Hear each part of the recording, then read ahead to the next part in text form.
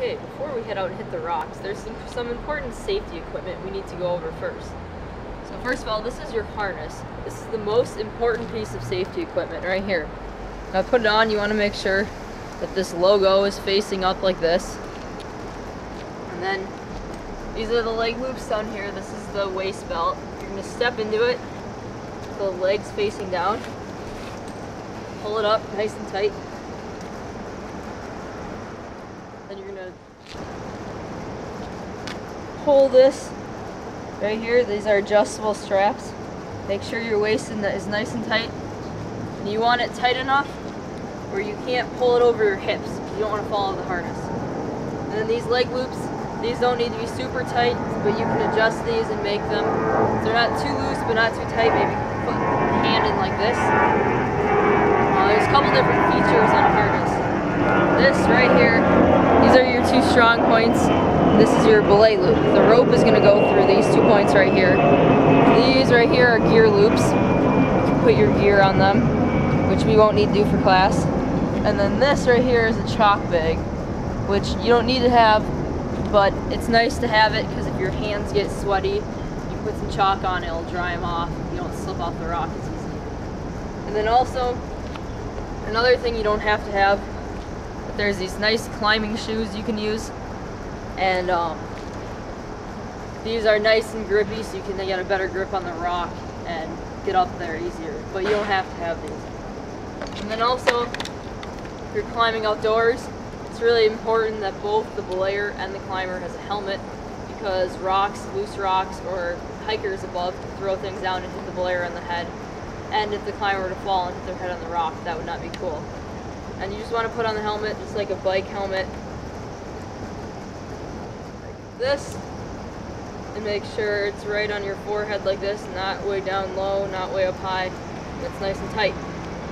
Another important piece of equipment you're going to want to have is a belay device right here, and this is what you're going to use to keep the climber from falling off the wall. And if you're going outdoors, you're also going to want to have your rope with and some quick draws or stuff to set anchors, but we're not going to need to do that for class because they'll already be set up. So now let's get ready and hit the rocks. Before we can get climbing here, we're going to learn how to tie into the rope. So we're going to learn the most basic climbing, not the figure eight. So to start off, you can get enough rope. So for me, it's going to be about my nose down to the ground.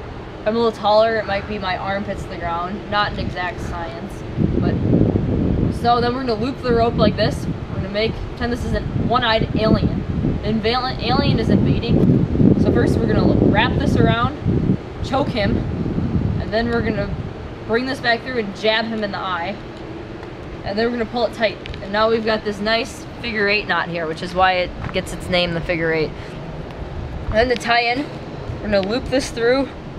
Both of these two loops right here, these are our two strong points. They want to go through here and not through the belay loop right here. Then loosen this up a little bit. And we're just going to follow this figure eight back through with our rope. So we go through here, around here, and then follow it back through right here,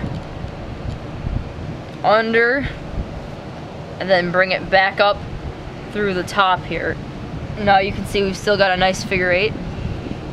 Now we have to do the backup knot just to get this out of the way and just for extra safety, even though this shouldn't come untied. So you're going to loop this around, go under. So loop it around under as many times as there's room for, and then bring this back up and pull it tight. The way to check you did it right, we have 2, 4, 6, 8, 10 equals X right here. Alright, I'm going to be Megan's belayer, so my job is going to be to hold the rope for her. So what I'm going to do, I'm going to take the other end of the rope here, and I'm going to put it through something that's known as a belay device. This is particularly known as ATC, and I have a carabiner. So this here is the ATC, and what it has is the rope is going to go through here, and it allows me to have a frictional advantage to be able to hold a climber. I also have this carabiner here, which is going to be used to hold the rope. I'm going to take the carabiner, I'm going to clip it through the belay loop right here. Then I'm going to take the rope, I'm going to put a pinch in the rope, I'm going to feed it through there. Then I'm going to clip it through my carabiner. So now it's set up here, and as the climber climbs, I'm able to take up slack, and if they fall, I'm able to hold them. Now, particularly with belaying, what's really important is that your hand never leaves the brake side of the rope. Because right now, if somebody were to fall on this and pull up, I can easily hold the weight of somebody. I can actually hold it with a finger like this, but you don't want to do that because you want to have a good solid grip. And when I'm belaying, there's a number of different belay techniques. The one I'm going to teach here is known as the discrete hand switch. That's as the climber is going up, I'm going to pull up the slack of the rope. Then without letting go of this right hand, I'm going to grab above, slide my hand down, and be ready to lock off to be able to hold the climber if they want to take a break or if they're going to fall. So once again, take up the slack, grab, slide down. My hand's always on the rope. Before we begin climbing, it's important to do a safety check. So first of all, my belayer is going to check me and make sure that I've got my knot set right. So we're going to look at this and see we've got right here 2, 4, 6, 8, 10 equals X. So that means my knot's tied right. I've got it through both strong points here, which is what we need, and my harness goes through here and comes back. It's on nice and tight, and my leg loops are doubled back. So it looks like me as the climber, I'm ready to go. Now as the climber, it's also important that I check the belayer, because he's the one holding me up so I don't fall down. So I can come over here and go look at Ryan's belay device and make sure that he's got it on right.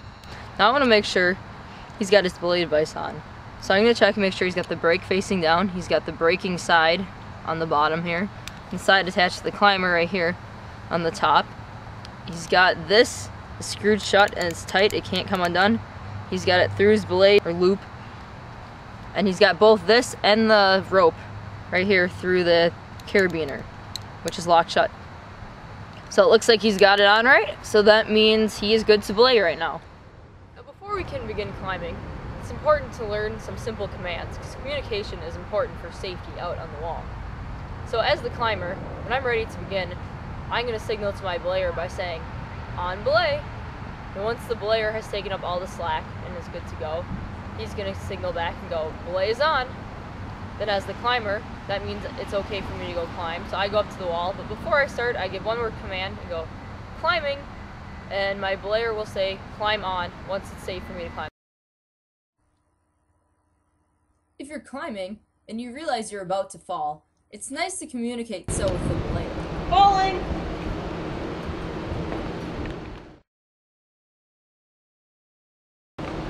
Alright.